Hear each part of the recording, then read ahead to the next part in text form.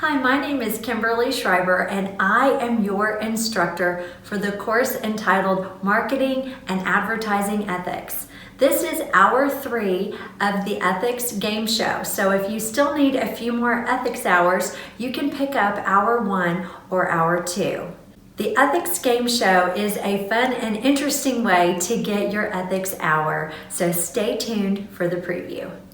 Marketing and advertising rules. Let's talk about it. We'll be spending most of the hour today looking at some entertaining ads. I know attorneys are kind of all over the board about whether or not they think attorneys should advertise, how much they should advertise, and the types of advertising that they should do.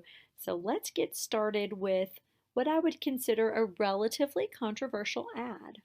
Before we get started talking about false or misleading statements, let's think about the previous commercial.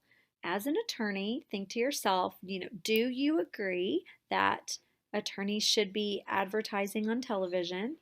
And do you consider that professionalism or not? A lawyer shall not make a false or misleading communication about the lawyer or the lawyer's services.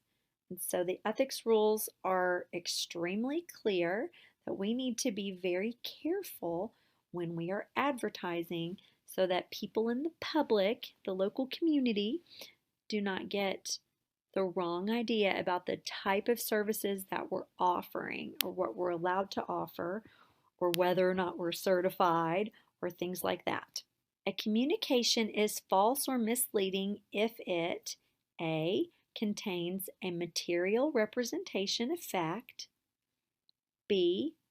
contains a material misrepresentation of law, C.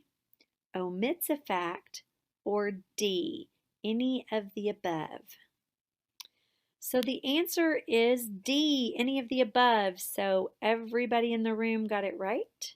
Advertisements shall include the name and office address of at least one lawyer or law firm, assuming responsibility for the communication. If you think that statement is A, true, or B, false, choose one of those two answers. The answer is A, true. Advertisements shall include the name and office address of at least one lawyer or the law firm assuming responsibility for the communication. I think this is probably one of the most misunderstood parts about advertising in Tennessee. And so we need to make sure that no matter what kind of advertising we do, and we're getting ready to see a ton of different ads, that we have that office address that is required.